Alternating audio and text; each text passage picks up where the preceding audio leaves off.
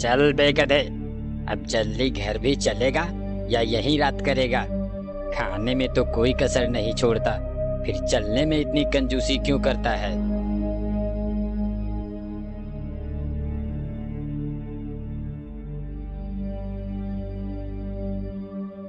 आह, आह, मर गया रे। इस धोबी ने तो कपड़े लाद लाद कर मेरा कचूमर निकाल दिया है। हे भगवान, मुझे इस धोबी से बचाओ, मुझे इस धोबी से बचा लो भगवान। इस तरह से गधा जब भी बोझा लाद कर आता तो कराहते हुए भगवान को याद करता। एक दिन ले खा खा खा के तो गैंडा हो गया है, लेकिन काम करने में तेरी नानी मरने लगती है। फटाफट खा ले और चल, कपड़े लेने जाना है।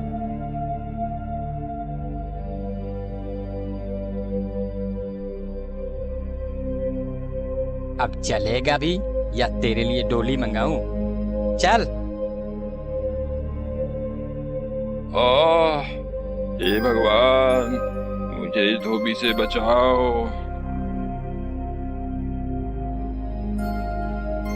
यह गधा रोज मुझे सच्चे मन से याद करता है। इसकी भक्ति ने मुझे प्रसन्न कर दिया। अब मुझे इसको दर्शन देना चाहिए। ऐसा सोच भगवान उस गधे के सामने प्रकट हुए। मैं तुमसे बहुत प्रसन्न हूं गधा, कहो क्या बात है? तुम इस तरह से मुझे रोज रोज क्यों ध्यान करते हो? तुम्हारे मन में जो भी कामना है मुझे बताओ, मैं उसे पूरा करने के लिए आया हूं। हाँ, ये कौन आ गया भगवान बनकर? भगवान तो ये हो नहीं सकते। ये जरूर उस धोबी की ही चाल है। ये वही है जो मुझे भगवान बनकर ठगना चाहता है। अरे क्या सोच रहे हो गधे? मांगो, क्या मांगते हो? मैं सोच रहा हूँ प्रभु कि मैं आप जैसा नहीं हूँ। गधा हूँ पर मूर्ख नहीं हूँ। मुझे समझ में आती है भगवान में और धोबी में फर्क। मैं उतना बेवकूफ नहीं हूँ। अब मैं तुम्हें कैसे विश्वास दिलाऊं गधे? अगर आप सही में भगवान हैं तो बताइए। सभी जानवरों के तो सींग है, मेरे सींग क्यों नहीं है? तुम्हारा सींग मेरे पास है, ये देखो। मेरा सींग आपके पास है? इसका मतलब आप सच में भगवान हैं। हाँ गधे, मैं सच में भगवान हूँ। तब एक बात बताइए भगवान, सब तो मुझे गधा समझते ही हैं। क्या आप भी मुझे गधा ही समझते हैं? अरे नहीं नहीं, तुम तो गधेराज हो। गधे ने जैसे ही यह सुना वह खुश हो गया। फिर गधे ने कहा, भगवान, मुझे अब इस धरती पर रहने की लालसा नहीं है। मुझे भी अपने साथ स्वर्ग ले चले प्रभु। मैं तुम्हारे भक्ति से बहुत प्रसन्न हूं गधेराज। ऐसा ही होगा।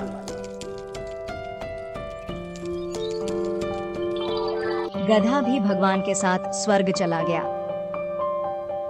भगवान, आपने तो मुझे सच के स्वर्ग में ला दिए। अब तो मैं यहाँ खूब मजे से रहूंगा। हाँ गधेराज, अब से तुम यहाँ खूब आराम से रहो। अब गधा वहाँ खूब मौज से रहने लगा। बागों में हरी हरी घास खाता और दिन भर घूमता रहता। एक दिन गधा घास खाते खाते इंद्रदेव के बाग में चला गया। कौन है ये गधा जो महाराज इंद्रदेव के बाग में घुसकर चला आया? क्यों गधे, क्या तुम्हें नहीं पता कि ये इंद्रदेव का बाग है? यहाँ गधों का आना सख्त मना है। अरे अरे, मुझे नहीं पता था भाई। मैं यहाँ कोमल कोमल घास देखा तो चला आया खाने के लिए। आज चेतावनी देकर छोड़ रहा हूँ, फिर दोबारा यहाँ मत दिखना। चल निकल जा यहाँ से। आज तो बुरा फंसा था। वो तो अच्छा हुआ कि उसने मुझे घास खाते नहीं देखा था। कुछ दिन बीतते हैं। अब गधे को वहाँ बहुत अकेला सा लगने लगा था। एक दिन भगवान उसका हाल चाल जानने आए। क्यों गधेराज, दिन तो मौज से बीत रहे हैं ना? वह बहुत उदास और मायूस होकर भगवान से कहता है, भगवान, मैं यहाँ बिल्कुल अकेला हूँ। मुझे मेरे साथियों की बहुत याद आ रही है। अगर उन्हें भी आप यहाँ बुला लें तो बहुत अच्छा रहेगा भगवान। जैसी तुम्हारी इच्छा गधेराज, तुम्हारे साथियों को भी बुला लाता हूँ। ऐसा बोल भगवान अंतर्ध्यान हो गए और पृथ्वी से कुछ और गधों को लेकर वहां गए। ये लो गधेराज, मैं तुम्हारे साथियों को भी ला दिया। अब इन सब के साथ तुम्हारा मन भी लगा रहेगा। अब गधा बहुत खुश हुआ। अपने साथी गधे को लेकर बागों में घास खाने चला गया। जब घास खाकर सारे गधे एक साथ जमा होते हैं तो सभी गधों ने गाना गाना शुरू किया।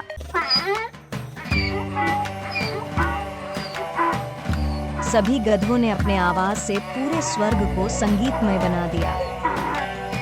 जब उसकी आवाज से स्वर्ग की शांति भंग होने लगी तो भगवान वहां आए। ये तुम क्या कर रहे हो गधेराज? तुम्हारे कारण स्वर्ग की शांति भंग हो रही है। हम तो गाना गा रहे हैं भगवान। हमारे गाने से मन को शांति मिलती है भगवान। लेकिन गधेराज, यह धरती नहीं स्वर्ग है और यहाँ आपकी यह ढेचू ढेचू की आवाज नहीं चलेगी। यहाँ रहना है तो तुम्हें अपनी आवाज पर अंकुश लगाना होगा। भगवान, तब तो ये सरासर जास्ती हुई। क्या हमें बोलने का अधिकार नहीं मिलेगा? फिर मैं अपने सुरीली आवाजें किसको सुनाऊंगा? गधेराज, तुम्हारे आवाजों से हमारे ध्यानों में विघ्न पड़ रही है। ये हमारी आखिरी चेतावनी समझो और इस पर अमल करो।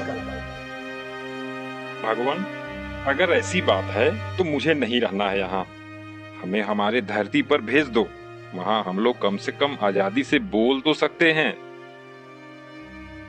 जैसी तुम्हारी इच्छा गधेराज। जब तुम्हारी इच्छा धरती पर ही जाने को है तो इसमें मैं क्या कर सकता हूँ? चलो, मैं तुम्हें धरती पर भेज देता हूँ।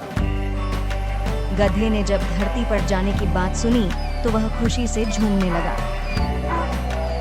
तभी चल उठ जा गधे, कब से लगातार चिल्लाया जा रहा है, हैं? अजाने दिन में सोया सोया कौन सा सपना देखता रहता है। गधा घबरा कर उठता है। हाँ, क्या मैं ये सब सपने में देख रहा था? अब चल जल्दी से खाना खत्म कर और फिर कपड़ा लेने जाना है। और हाँ, दोबारा सो मत जाना। चलो, सपने में ही सही स्वर्ग के दर्शन तो हो गए, लेकिन मुझे स्वर्ग से अधिक प्यारी यह धरती ही है। अब से मैं इच्छा भर के सबको अपने गाने तो सुना सकता हूँ। मुझे उस धुएं से क्या मतलब हिरण भाई? वह तो अपना गधा भाई उस धुएं को देखकर डर गया और इधर से दौड़ते हुए जा रहा था। उसे लगा कि शायद जंगल में आग लग गई। वह अपनी जान बचाने के लिए भाग रहा था। अब तक तो वह न जाने कितनी दूर निकल गया होगा। तो तुमने उसे रोका क्यों नहीं? तुम्हें उस मूर्ख गधे को रोकना चाहिए था। भरतपुर के जंगल में कई सारे जानवर रहते थे। उनमें एक गधा भी था। गधे का मानना था कि जंगल में उसके जैसा समझदार जानवर कोई है ही नहीं।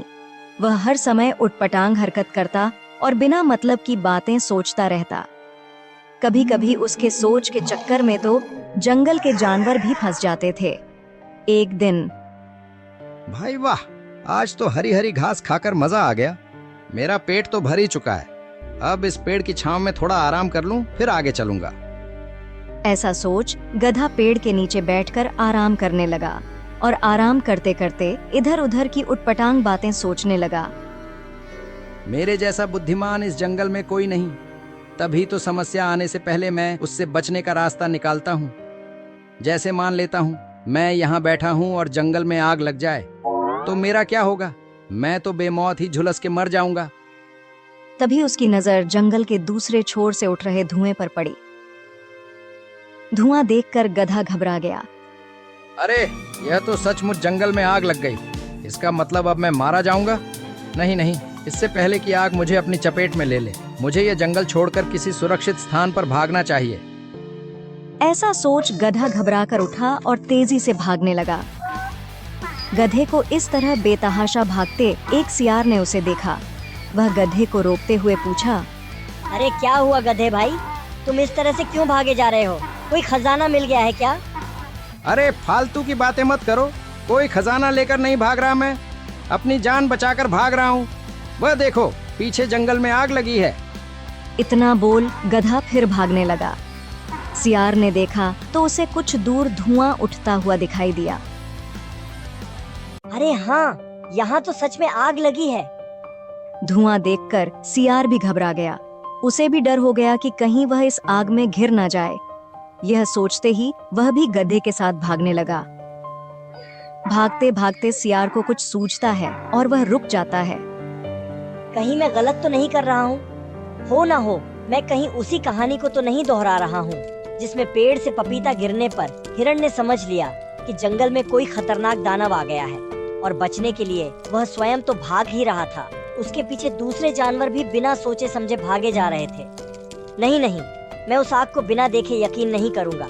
मुझे उस धुएं के बारे में पता लगाना होगा कि आखिर वह धुआं कहाँ से और क्यों उठ रहा है। ऐसा सोच सियार उठ रहे धुएं की दिशा में चल पड़ा। कुछ दूर जाने पर उसे एक हिरण मिला। हिरण को देखकर सियार रुका और उससे पूछा, हिरण भाई, क्या तुम ये बता सकते हो कि वह धुआं कहाँ से और क्यों उठ रहा है? हिरण ने धुएं की तरफ देखकर कहा, वह धुआं तो झरने के पास से उठ रहा है। झरनों के किनारे खरगोश, लोमड़ी, बंदर और मैं, हम चारों दोस्त पिकनिक मना रहे हैं। हम लोग वहीं आग जलाकर बाटी चोखा बना रहे हैं। लकड़ियाँ कम होने से मैं इधर लकड़ी लेने आया था, परंतु यह सब तुम क्यों पूछ रहे हो? मुझे उस धुएं से क्या मतलब हिरण भाई?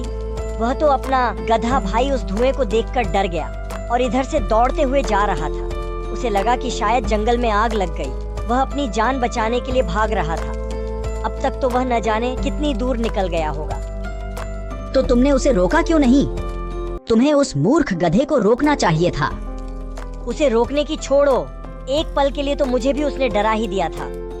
परंतु सियार भाई, यदि उसे नहीं रोका गया तो ऐसे भागते भागते सभी जानवरों को वह आतंकित करता जाएगा और जंगल में बिना मतलब की भगदड़ मच सकती है। हमें उसके पीछे जाना चाहिए और उसे रोककर सच्चाई बताना चाहिए। हाँ, तुम ठीक कह रहे हो हिरण भाई, हमें गधे को रोकना चाहिए।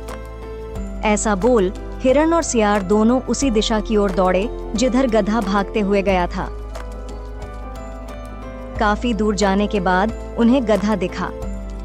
बहुत जल्दी ये जंगल छोड़कर मेरे साथ भाग चलो, वरना आग को यहाँ आते देर नहीं लगेगी भाइयों। अगर अपनी जान बचाना चाहते हो तो भागो। कोई कहीं नहीं भागेगा, जंगल बिल्कुल सुरक्षित है। इस मूर्ख गधे की बात सुनकर तुम लोग भयभीत मत हो, जंगल में कहीं भी आग नहीं लगी है।